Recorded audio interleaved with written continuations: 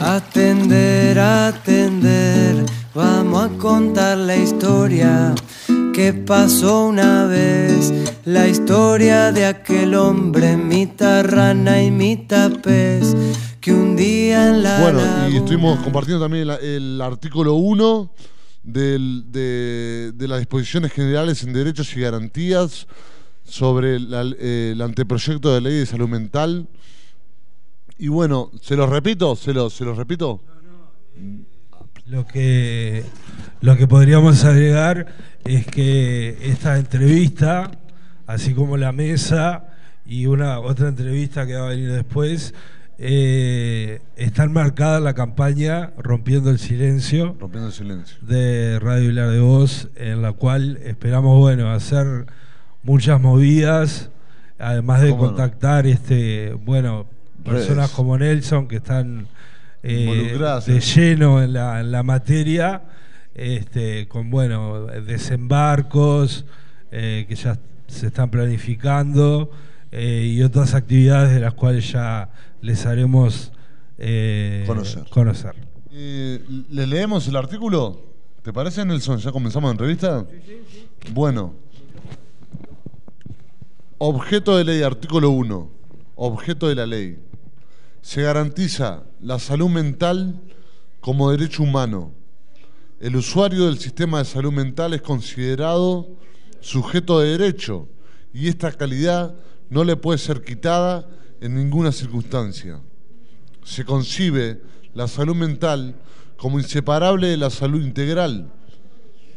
El Estado será garante de la efectivización de los derechos al trabajo, a la seguridad social, a la vivienda y a la capacitación y a la cultura en general de las personas usuarias del sistema de salud mental. El Estado garantizará la equidad entre los géneros y las generaciones y la no discriminación.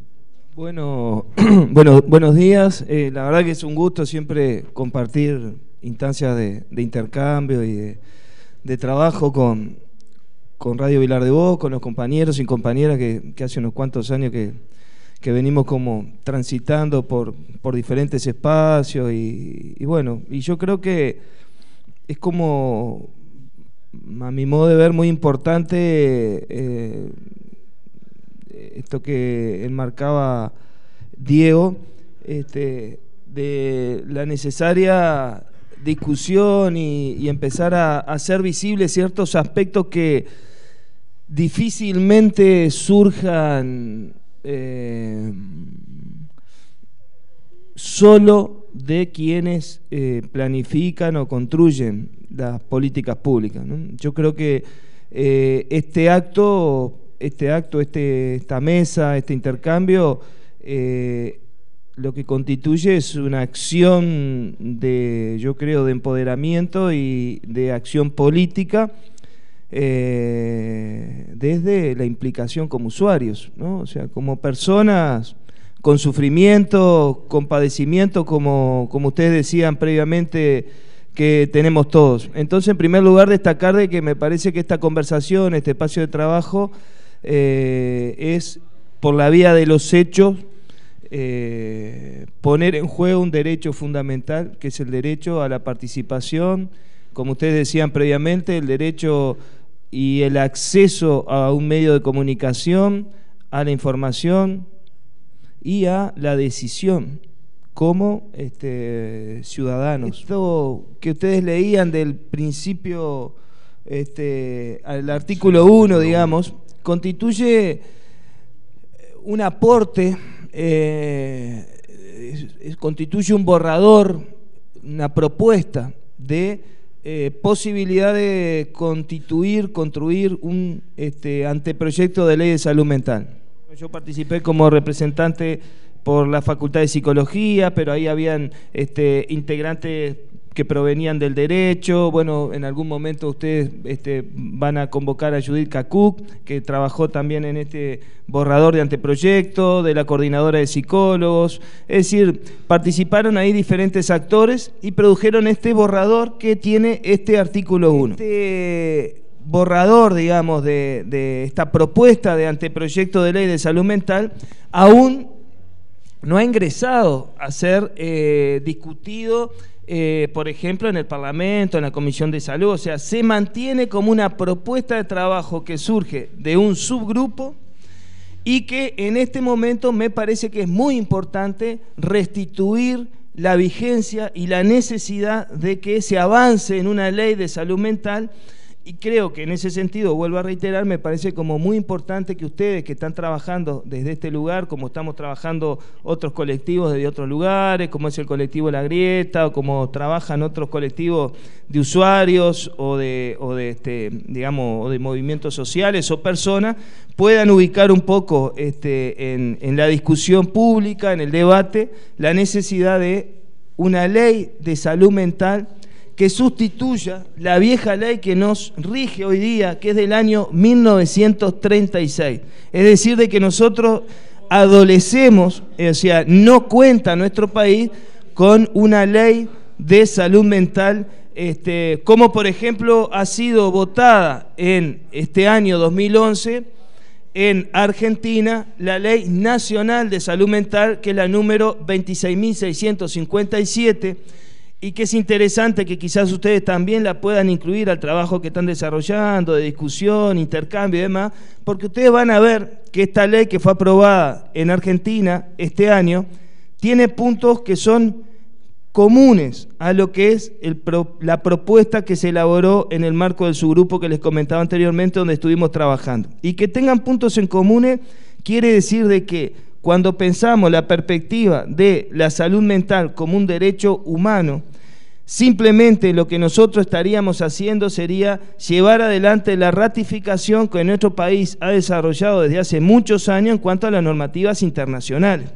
Y que incluyen, si ustedes leen, yo esto, digo, de repente después les puedo, sí, no me dio el tiempo de sacarle una fotocopia y alcanzársela, pero les puedo sacar una fotocopia y alcanzarle la ley esta que ha sido aprobada en Argentina. Si ustedes revisan los diferentes aspectos que componen esta ley ya aprobada ya, tiene muchos puntos en común. Termino, Mauricio, perdón, termino con esto porque hay un punto acá que es importante, y es que esta ley incluye un órgano de revisión y supervisión de los derechos humanos.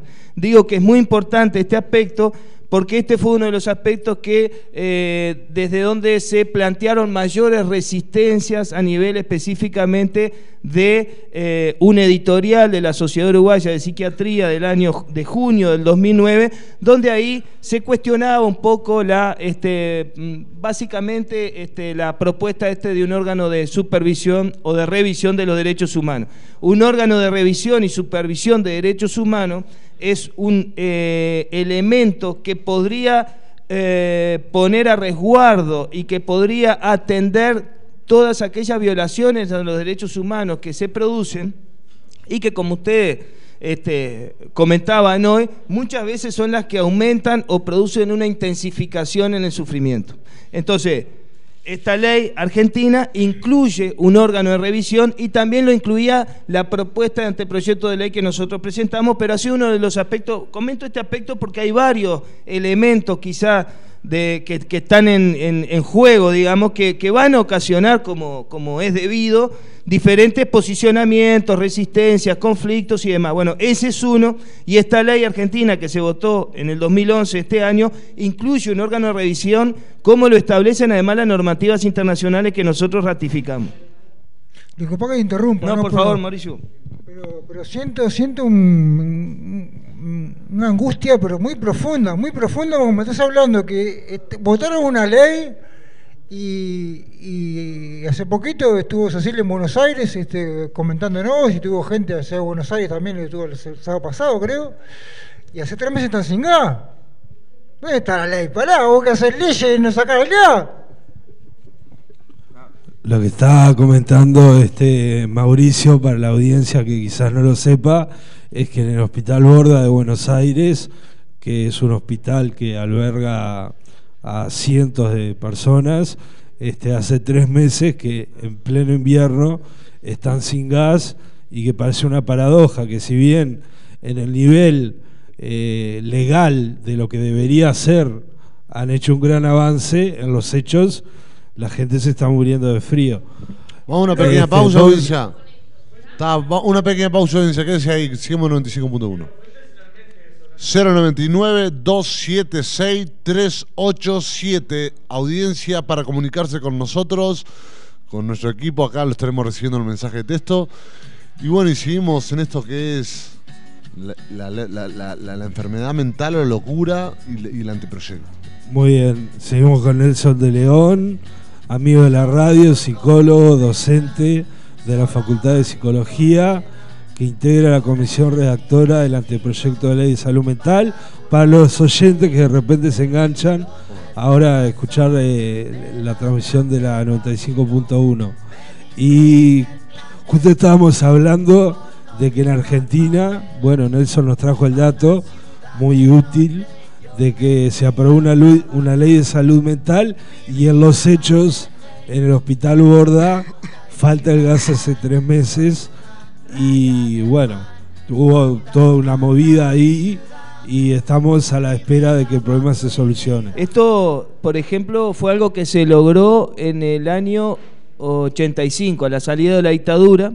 Con la concertación nacional programática se logra un consenso en ciertas políticas de Estado que incluían la salud mental y allí fue donde se elaboró lo que constituyó lo que podríamos decir el primer programa nacional de salud mental, que como ustedes bien decían, que esté escrito, que pueda confluir ahí diferentes intereses y participación, no garantiza que luego se desarrolle.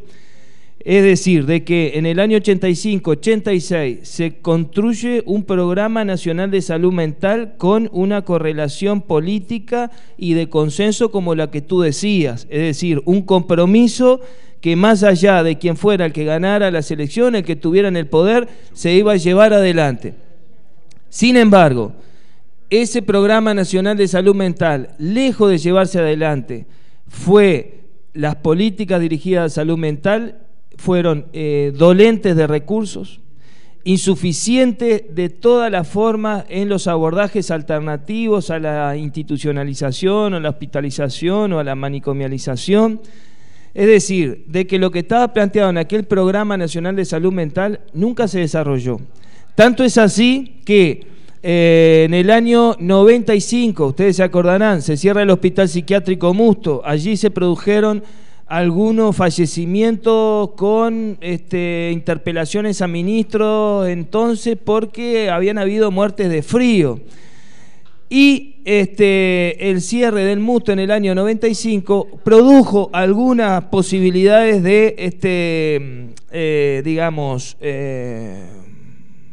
novedades, equipos de salud mental comunitario, es decir, algunos elementos pero fragmentados y sin constituir un verdadero desarrollo en una política de salud mental. Es decir, que yo diría que recién en el año 2005 hay una nueva intencionalidad en cuanto a poder comenzar a desarrollar una política en este sentido que tú decías. Por eso yo destacaba como importante el movimiento que se produce en el 2005 y 2006 de convocar a las organizaciones, a los usuarios, a la academia, a todos los que están implicados de alguna forma en la salud mental para contribuir a la realización de esto. Ahora, esto quedó hace 1 año y pico en el Programa Nacional de Salud Mental, en ese subgrupo, es un aporte y hasta hoy no ha habido absolutamente ningún nuevo movimiento. Debemos decir también que esto no escapa que en los últimos tiempos se ha elegido quien dirige el programa de salud mental. Entonces, también quiero decir de que hay un contexto político que ha cambiado, si bien se ha mantenido lo que es el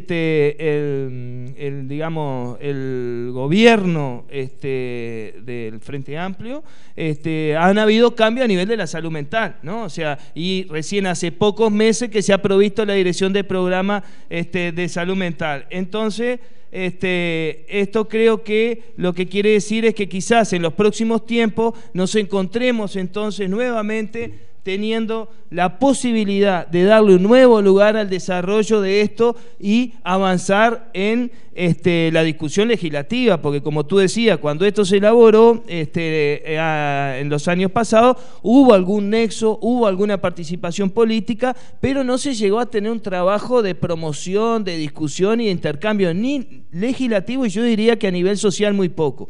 Entonces, para sintetizar un poco, no quiero seguir hablando yo, pero me parece importante decir una cuestión que tiene que ver con lo que ustedes se planteaban en relación a las denominaciones.